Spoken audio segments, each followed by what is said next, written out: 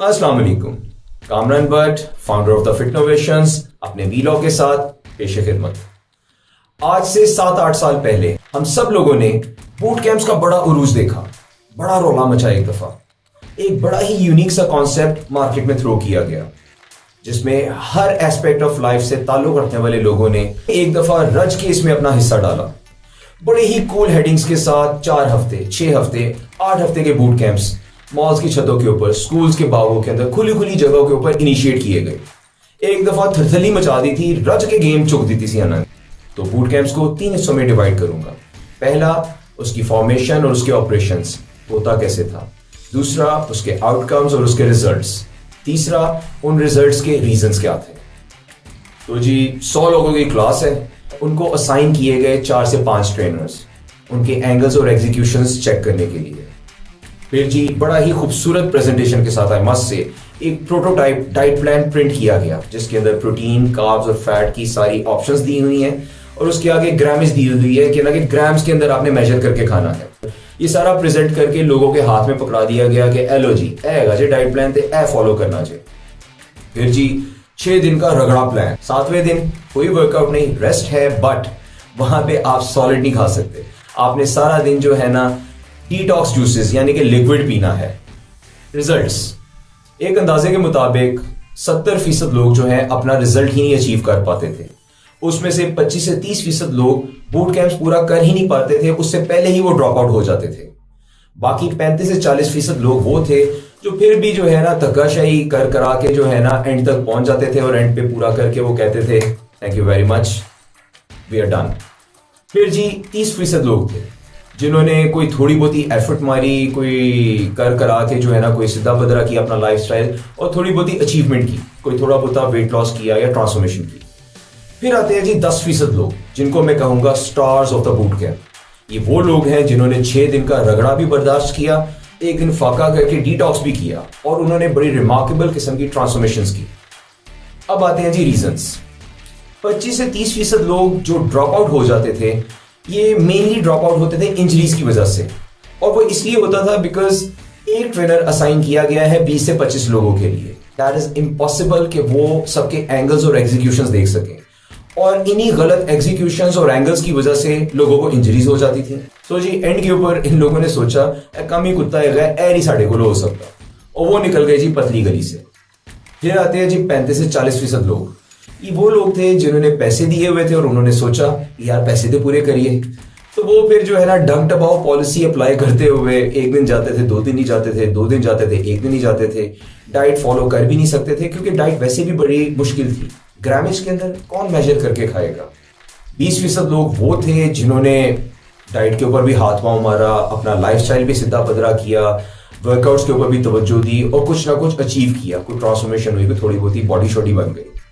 10% लोग जो स्टार्स थे बूट कैंप के, उनके साथ बाद में हुआ क्या, जब वो इस टफ वर्कआउट में से और इस तरह के कम कैलोरीज वाले डाइट प्लान में से निकल के नॉर्मल लाइफ में गए, तो वहां पे उन्होंने किया बूम, वेट गेन कर लिया। बिकॉज आप बूट कैंप के अंदर every day you were burning around 700 to 800 calories, और कैलोरीज खाने वाली वो भी कम थी, जो कि जब वहां पे गए नॉर्मल वर्कआउट के अंदर उतनी कैलोरीज नहीं बर्न हुई या फिर वो खाना नहीं वो मेंटेन कर सके, तो जी वेट गेन कर। अब यहां पे पॉज देते हैं, जरा 1 मिनट ठहरिए, मैं आपको थोड़ा सा रिकैप देता हूं पिछले वीलॉग का। उसके अंदर जिक्र किया था मैंने कि आपका क्लाइंट ओबीस है, पतला है, एक ही वर्कआउट सबके लिए बनाया और सबको एक ही कश्ती के अंदर डाल के धक्का मार दिया, जाओ जी। फिर मैंने डिस्कस किया था कि आपके क्लाइंट के गोल्स क्या हैं, उनकी रिक्वायरमेंट क्या है, कि हर बंदे का ना एक लाइफस्टाइल समझना जरूरी है। हर बंदे का अपनी रिस्पॉन्सिबिलिटीज और अपने काम की नौयत के हिसाब से एक लाइफस्टाइल होता है, उसको समझना जरूरी होता है। अब एंड पे जो है ना और एक और चीज कि आपकी कोई इंजरीज है, कोई मेडिकल कंडीशन है, वो भी जानना बड़ा जरूरी है। अब उसी वीलॉग के अंदर इस खाक सर ने आपसे कहा था कि आपको फिटनेस टेस्टिंग करना बहुत जरूरी है, जिसको करने के बाद आपको अपनी वीकनेसेस पता चलेंगी कि कल को आप किसी से वर्कआउट प्लान भी बनवाएंगे तो उसमें आप इनपुट दे सकेंगे कि भाईजान ये मेरी वीकनेसेस हैं, या फिर आप कोई वर्कआउट फॉलो करना चाह रहे होंगे तो आपको एग्जैक्टली पता होगा कि मैं अपनी वीकनेसेस के मुताबिक ये वाला वर्कआउट फॉलो कर सकता हूं या कर सकती हूं कि नहीं। तो फिटनेस टेस्टिंग बगैर किसी डिले के let's go to the fitness testing. ले जनाब, फिटनेस टेस्टिंग के अंदर हम 4 क्राइटेरियाज कवर करेंगे: cardiorespiratory fitness, muscular endurance, flexibility and body parameters.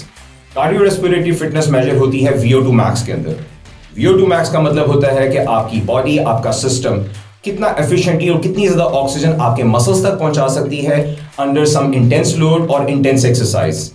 VO2 max calculate करने के लिए हमें करना है स्टेप टेस्ट। स्टेप टेस्ट के लिए हमें जी 16 इंच ऊंचा कोई भी स्टर्डी सा ऑब्जेक्ट चाहिए है जिहदे उत्ते तुसी चढ़ो ते वो टुटे ना ते तुहाडा बैलेंस भी कायम रहे।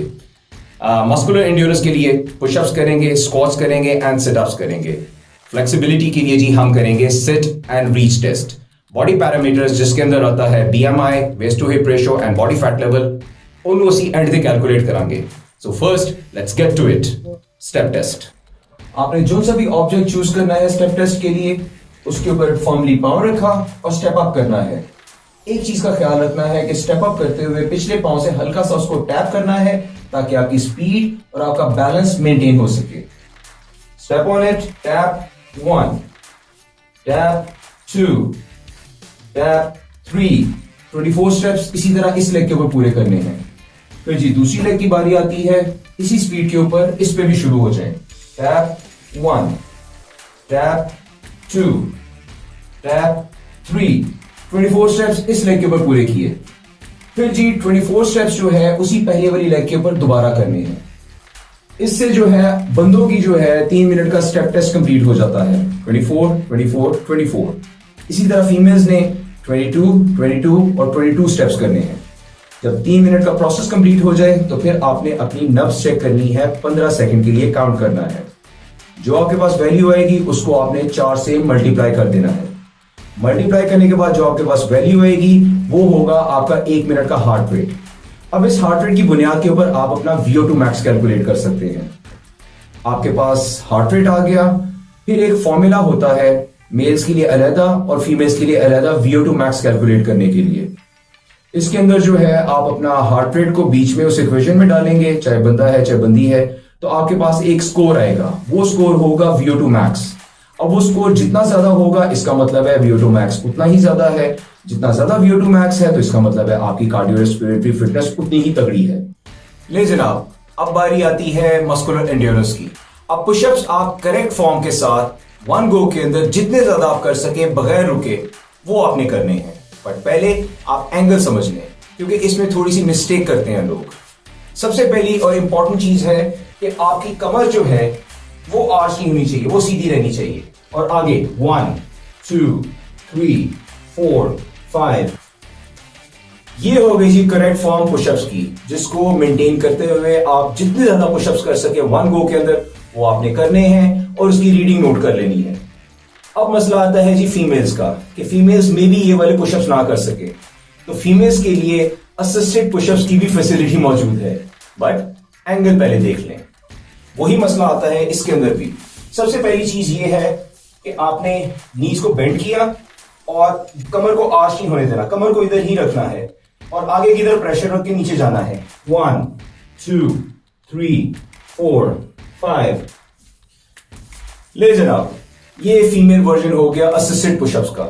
तो खवातीन भी जितने ज्यादा पुशअप्स करेक्ट फॉर्म के साथ 1 गो के अंदर कर सकती हैं वो करें और उसकी रीडिंग नोट कर लें। अब बारी आती है जी सिटअप्स की मिड सेक्शन के लिए। तो एंगल देख लीजिए, बगैर किसी सपोर्ट के आपने पाँव को यूं रखना है, पूरा नीचे लेटना है। लोअर बैक जो है वो आपकी टच करनी चाहिए, पूरा लेटना नहीं है। 1, 2, 3, 4, 5। ले जनाब, ये हो गई जी आपकी सिटअप की फॉर्म। 1 गो के अंदर करेक्ट फॉर्म को मेंटेन करते हुए जितने आप रेप्स कर सकें, चाहे फीमेल्स हैं चाहे मेल्स हैं, वो आपने करने हैं और रीडिंग नोट कर लेनी है। मस्कुलर एंड्योरेंस का लास्ट टेस्ट स्क्वाट्स। 1 गो के अंदर प्रॉपर फॉर्म के साथ आप जितने ज्यादा रेप्स कर सके वो आपने करना है। 1, 2, 3, 4, 5। इस तरह जो है 1 गो के अंदर करेक्ट फॉर्म के साथ आप जितने ज्यादा रेप्स कर सकें वो आपने करने हैं और रेप्स को नोट कर लेना है। आखिरी active fitness testing, sit and reach test, जो कि फ्लेक्सिबिलिटी के लिए होता है। बड़ा ही सिंपल सा टेस्ट है। इसके लिए सिर्फ हमें एक यार्ड स्टिक चाहिए है। इस यार्ड स्टिक के ऊपर 10 इंच के मार्क के ऊपर हमने मास्किंग टेप के साथ एक बेंच मार्क सेट कर देना है। फिर उसके बाद हमने जी अपनी हील्स को रखना है इस बेंच मार्क के ऊपर, जो कि 10 से 12 इंच अपार्ट है। इसके अंदर हमने 3 अटेम्प्ट्स करनी है, बट मेक श्योर, बड़ा इंपॉर्टेंट है कि आपकी लेग्स जो है फ्लोर के साथ इंटैक्ट रहे जब आप अटेम्प्ट कर रहे हो। तो पहली अटेम्प्ट करने लगा हूं, हाथों को ओवरलैप किया, आगे तक गए, होल्ड फॉर अ सेकेंड, फिर वापस आ गए। दूसरी अटेम्प्ट थोड़ा सा और पुश करना है, आगे तक गए, होल्ड फॉर अ सेकेंड, वापस। तीसरी और फाइनल अटेम्प्ट मैक्सिमम पुश करना है, maximum, hold for a second, then वापस। ये तो हो गई जी एक्टिव फिटनेस टेस्टिंग। अब बारी आती है body parameters, waist to hip ratio, body mass index, body fat level. ये तीनों चीजें मैन्युअली भी कैलकुलेट हो सकती हैं, बट आपकी आसानी के लिए मैं waist to hip ratio, body mass index and body fat level calculators भी ऐड कर रहा हूं डिस्क्रिप्शन बॉक्स के अंदर। इन लिंक्स को जाके आप क्लिक करें, विंडो खुलेगी, उसके अंदर जी आप वैल्यूज इनपुट करें, देयर एंड देन इन 3 चीजों की बुनियाद के ऊपर आपके सामने कट्टा या कट्टी खुला के आ जाएगा। इसके अलावा वहां पे ऑलरेडी पड़े हुए हैं 2 अदद VO2 मैक्स कैलकुलेटर्स, बंदों के लिए अलहदा, बंदियों के लिए अलहदा। अब जी आपने फिटनेस टेस्टिंग करके रीडिंग्स अचीव कर ली, बॉडी पैरामीटर से रीडिंग्स कैलकुलेट भी कर ली। अब क्वेश्चन ये शामिल होता है कि इन रीडिंग्स की बुनियाद के ऊपर ताड़ा फिटनेस स्टेटस ओके है। उसके लिए जी शामिल हाल करते हैं 2 अदद चार्ट्स। ये है जी मस्कुलर एंड्योरेंस, जिसके अंदर स्क्वाट्स, पुशअप्स और सिटअप्स शामिल हैं। बंदे और बंदियों का अलग अलग चार्ट है एज पर देयर एज।